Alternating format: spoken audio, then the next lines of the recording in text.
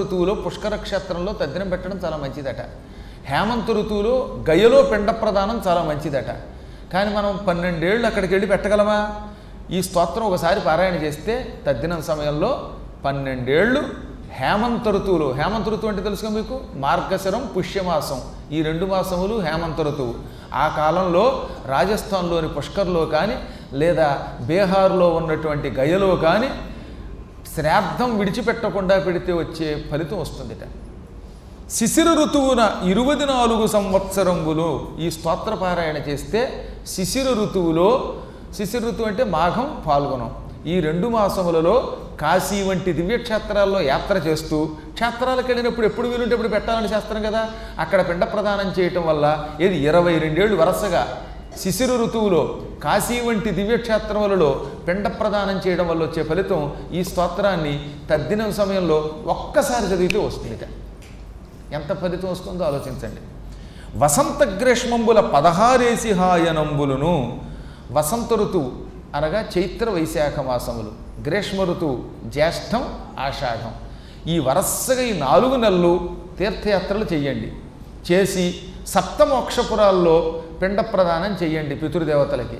4 నెలలు తీర్థయాత్రలు ఆగకుండా చేస్తూ సప్తమోక్షపురాలలో పిండ ప్రదానం చేయటం వల్ల వచ్చే ఫలితం ఒకసారి 2 సార్లు కదట, 16 ఏళ్ళు వరసగా చేయటం వల్ల వచ్చే ఫలితం ఈ స్తోత్రం ఒక్కసారి చదివితే వస్తుంది. అసలు 4 నెలలు తీర్థయాత్రలు చేయడం అంత కష్టం. ఆ తీర్థయాత్రలు కూడా మోక్షపురాల్లో చేయాలట. ఆ మోక్షపురాల్లో వీలున్న చోటల్లా పిండ ప్రదానం చేయాలట. అలా 16 ఏళ్ళు చేయటం వల్ల వచ్చే ఫలితం ఈ స్తోత్రం ఒక్కసారి చదివితే వస్తుంది. ఈ స్తోత్రం కేవలం ఒక్కసారి చదివితే వస్తుంది. అంత గొప్ప స్తోత్రం ఇది. వర్షాగమంబున అనంతకాలంబును, ఇది ఎంత గొప్ప మాట.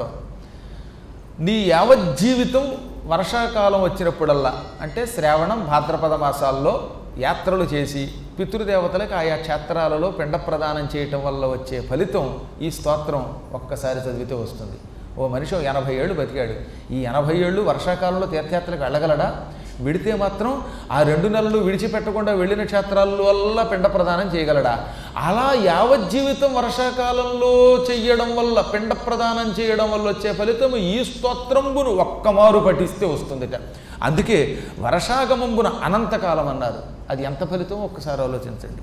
శరత్సమయంబున పంచదశాబ్దంబులను, శరత్కాలం అనగా ఆశ్వీజం కార్తీక మాసం, ఈ 2 మాసములు పూర్తిగా బృందావనంలో మకాం పెట్టి యమునా నదిలో రోజు పిండ ప్రదానం చేయటం వల్ల వచ్చే ఫలితం ఈ స్తోత్రం ఒక్కసారి శ్రాద్ధకాలంలో భోక్తల దగ్గర చదివితే వస్తుంది.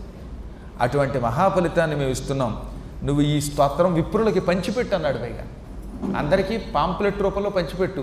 పంచిపెడితే కూడా యావజ్జీవితం దీనిని పారాయణ చేసే ఫలితం వస్తుంది. పంచిపెడితే కూడా, ఈ పంచి కాదు, కాగితం పంచి పెడితే, అలా పెడితే వస్తుంది అని వాళ్ళు